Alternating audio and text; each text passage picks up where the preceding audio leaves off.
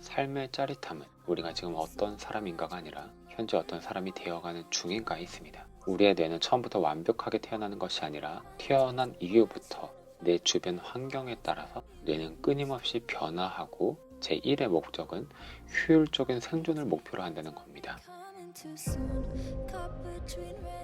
안녕하세요, 옥상영입니다. 한 일주일에서 2주 정도는 이 책을 가지고 이야기를 할 것 같습니다. 총 3번, 4번 읽었습니다. 그리고 나서 제가 제 티스토리 블로그에 작성을 한 게 총 8개의 글이 나왔어요. 그래서 한 글에 한 영상을 만들 계획을 하고 있습니다. 반품까지 하려고 했던 책을 어떻게 3번이나 읽고 8개의 글을 쓰고 또 영상으로까지 찍게 되었냐 하면 읽다 보니까 내용이 너무너무 좋은 거죠. 물론 어렵고 이해 안 되는 부분도 물론 있지만 이거를 많은 분들이 알면 도움이 되겠다라는 판단이 들어서 이렇게 영상을 시작하게 되었습니다. 그러면 이제 1장부터 한번 들어가 볼게요. 인간은 처음부터 완전히 프로그램된 채 태어난 것이 아니라 세상과 상호작용을 주고받으며 스스로를 형성해 나간다. 자라는 동안 우리는 뇌의 회로를 끊임없이 바꿔가며 어려운 과제와 실험하고 기회를 이용하고 사회구조를 이해한다. 뇌의 설계도를 처음부터 다 만들지 않고 기본적인 요소들만 준비해준 뒤 세상으로 내보내는 것이다. 간단하게 말씀을 드리면 우리의 뇌는 처음부터 완벽한 채로 태어나지 않는다는 겁니다.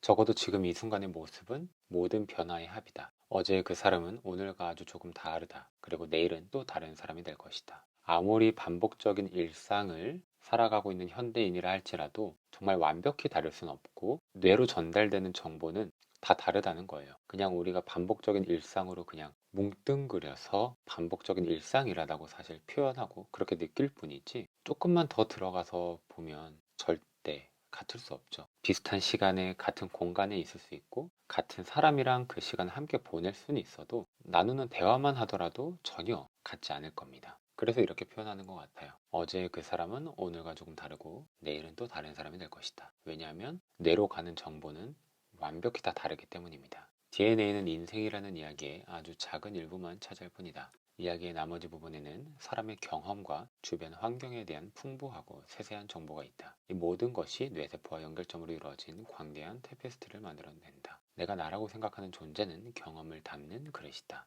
나는 감각기관을 통해 오감을 통해 주위의 문화와 기술을 받아들인다. 주변 환경 또한 나의 사람됨에 영향을 미친다. 우리는 미완성인 뇌를 가지고 태어나기 때문에 태어난 이후로 주변 사람들이 사용하는 언어, 문화, 패션, 정치, 종교, 도덕 등 쉽게 말해서 내 주변 환경을 빨아들이는 거예요. 이때 뇌의 제1 목적은 생존, 그 다음 효율입니다. 그러니까 뇌의 1 목적은 효율적인 생존을 목표로 합니다. DNA는 고정된 설계도가 아닙니다. 이 DNA가 만들어내는 것은 주변 환경을 반영해서 효율을 최적화하기 위해 끊임없이 회로를 바꾸는 역동적인 시스템입니다. 또 뇌는 24시간 땅 떠먹기 전쟁이 일어나는 전쟁터입니다. 뉴런과 연결점이 싸워서 확보하려 하는 것은 자원이에요. 그렇기 때문에 사람의 경험과 목표가 항상 뇌 구조에 반영되어 그 뇌의 지도는 몇 번이나 다시 그려진다는 겁니다. 뇌는 중요도에 따라 자원을 분배하는데 이를 위해 뇌의 모든 부위들이 죽기 아니면 살기식의 경쟁을 하게 만듭니다.